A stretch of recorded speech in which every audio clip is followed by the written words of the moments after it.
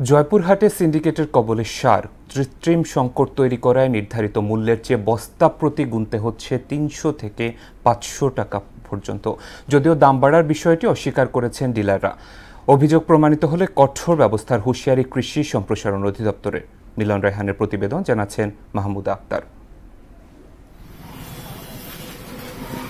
জয়পুরহাটের ৫টি উপজেলায় সিন্ডিকেটের মাধ্যমে স্থানীয় ডিলাররা সারের কৃত্রিম সংকট তৈরি করছে। তাতে আমন মৌসুমে অন্যান্য সারের সাথে ডিএপি, টিএসপি ও পটাশ সারের চাহিদা কয়েক গুণ বেড়ে যায়। তাই ভরা মৌসুমে চড়া দামে সার কিনতে বাধ্য হওয়ায় হতাশায় কৃষকরা।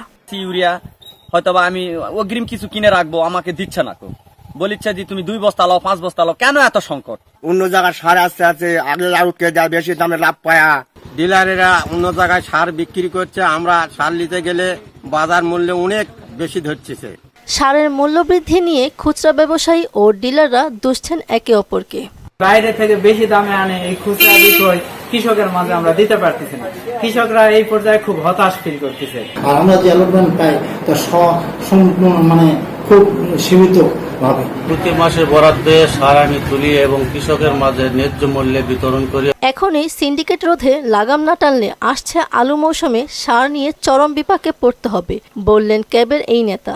কৃত্রিম সারের তৈরি হয়, তাহলে আগামী দিনে আমাদের এই যে মৌসুমে যে আলু চাষটা শুরু হতে চলছে, তাহলে তো কৃষকরা বেকায়দায় পড়ে যাবে। আগে সার পর্যাপ্ত মজুদের সুযোগ না থাকলেও এখন সেই সুযোগ নেই।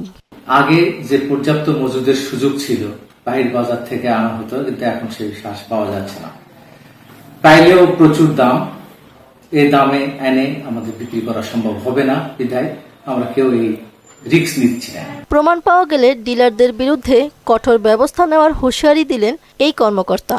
যদি কোনো ডিলার বিসিআইসি বিএডিসি ডিলার যদি মূল্য অধিক চাই, তাহলে সাথে সাথে তাকে যেন জানাই। আমরা যে কোনো পয়েন্টে আমরা সাথে সাথে 2-3 ঘন্টার মধ্যে আমরা সেখানে রেসপন্স করার চেষ্টা করব। সরকার কর্তৃক সিদ্ধান্তের ক্ষেত্রে অনিয়মের প্রবণতা থাকলে সে বিষয়ে নজরদারি দেওয়া হবে বলে জানালেন জেলা প্রশাসক। অনিয়মের যে একটা প্রবণতা, এটা বেশি থাকে, যার কারণে তারা সরকার কর্তৃক যে সিদ্ধান্ত এখন আছে সেই সিদ্ধান্ত আমরা বাস্তবায়ন করছি। এরকম অভিযোগ পেয়েছি, সেগুলিতে তাৎক্ষণিক ব্যবস্থা নেওয়া হয়েছে। যদি এই ধরনের অভিযোগ পাওয়া যায়, আমরা তাৎক্ষণিক আমাদের আইনগত যে ব্যবস্থা আছে, যেটা আমরা গত সিজনেও একদম কোনো ধরনের কনসিডার করিনি, আমরা এখনও এই বিষয়ে কনসিডার করব না। সারের কৃত্রিম সংকট সৃষ্টিকারীদের বিরুদ্ধে ব্যবস্থা নেওয়ার দাবি চাষিদের। মাহমুদা আক্তার, মোহনা সংবাদ।